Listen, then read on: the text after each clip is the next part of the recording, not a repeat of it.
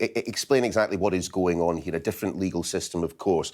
Words like indicted, not necessarily that familiar. What does all this mean for Alec Baldwin?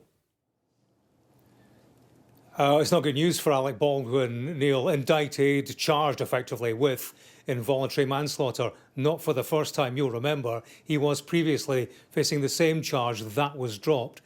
This all goes back to the set of a movie, Rust, a Western movie, being filmed in October 2021 in New Mexico. Alec Baldwin was the lead actor, also the co-producer of that film. He was in the company of the cinematographer, Halyna Hutchins, and also the movie's director. He had in his hand a handgun with, he thought, and it certainly should have been, fake ammunition. He says that he pulled back the hammer of the gun, the bit that's typically pulled by the thumb. He said he didn't pull the trigger, but what happened was the bullet went off. It killed the cinematographer, Halyna Hutchins. It wounded the movie's director.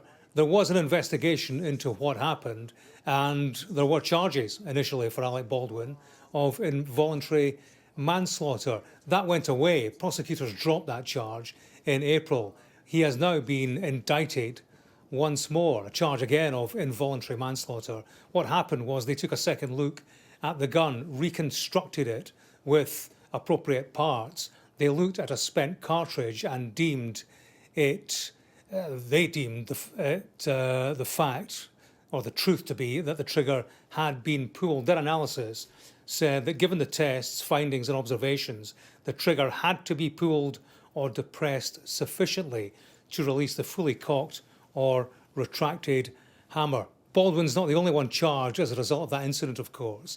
The weapons supervisor on set, she faces charges of involuntary manslaughter and faces a trial starting in February. In response, we've heard nothing from Baldwin, the Hollywood star, yet, but in a brief statement, his lawyers say, "We look forward to our day in court."